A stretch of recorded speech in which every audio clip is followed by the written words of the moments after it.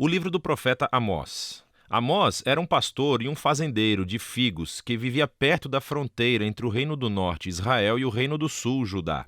Agora, o Reino do Norte havia conquistado sua independência cerca de 150 anos antes. Lembre-se de 1 Reis, capítulo 12. E estava sendo governado por Jeroboão II, um líder militar de sucesso. Ele ganhou muitas batalhas e novos territórios para Israel e gerou muita riqueza.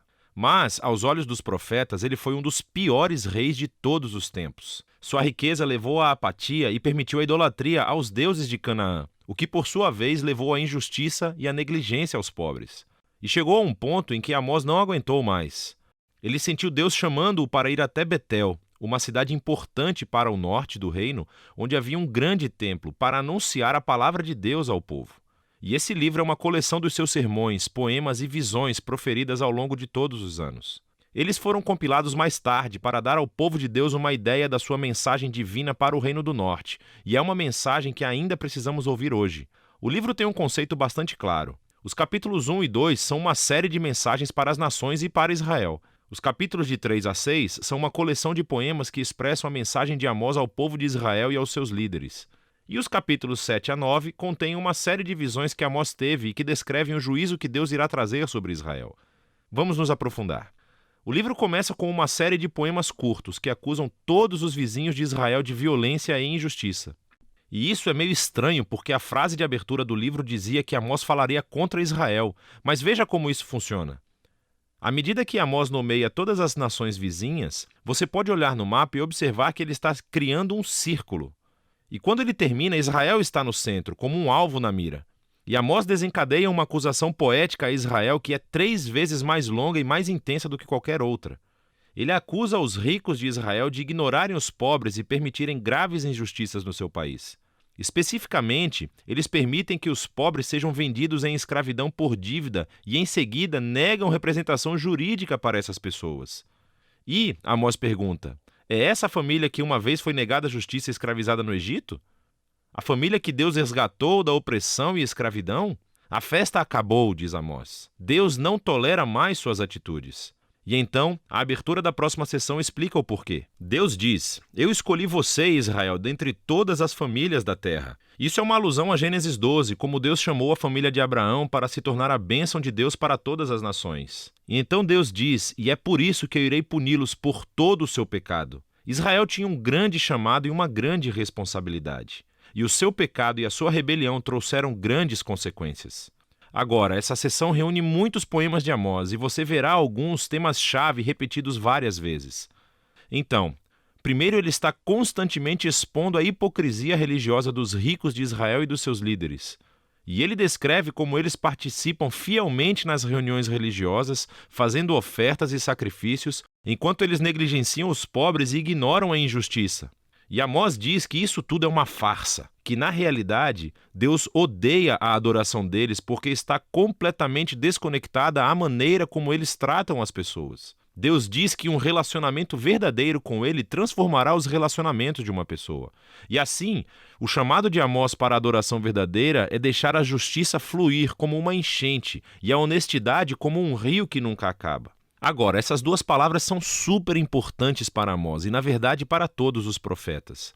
Assim, a honestidade, ou em hebraico tzedekah, refere-se a um padrão de relações justas e equitativas entre as pessoas, não importando as suas diferenças sociais. E a justiça, ou em hebraico mishpat, referem-se às ações concretas que você toma para corrigir a injustiça e criar justiça.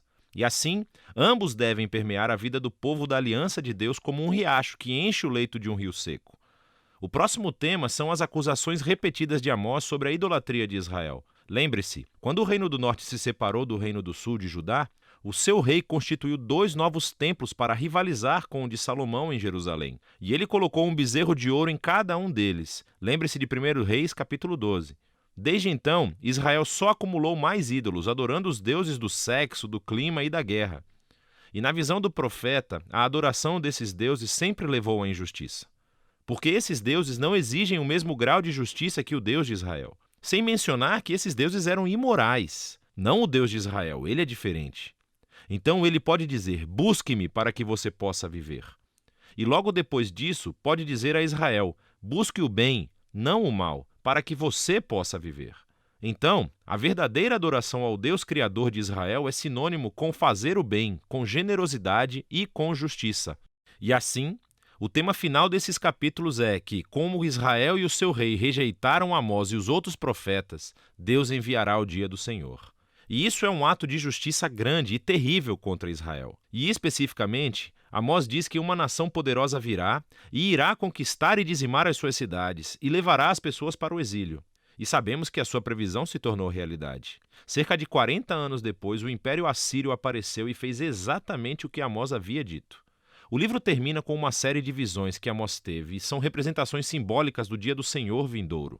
Então ele vê Israel devastado por um grande exército de gafanhotos, e depois por um fogo escaldante, e em seguida repleto de frutas podres. E na visão final, Amós vê Deus batendo violentamente nos pilares do grande templo de Israel em Betel, e todo o edifício desmoronando.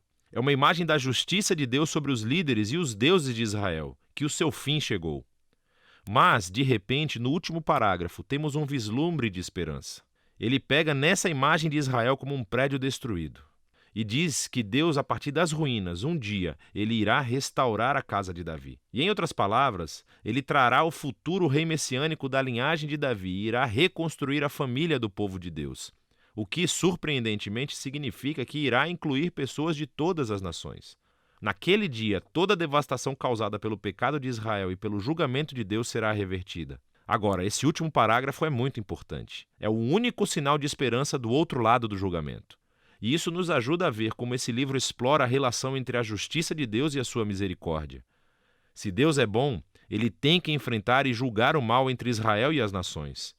Mas os seus propósitos a longo prazo são de restaurar o mundo e construir uma nova família da aliança. E assim, através das palavras de Amós, ainda hoje ouvimos o seu chamado. Devemos aprender com a hipocrisia e o desastre de Israel e abraçar uma verdadeira adoração a esse Deus que deve sempre levar à justiça e ao amor ao próximo. E é disso que se trata o livro de Amós.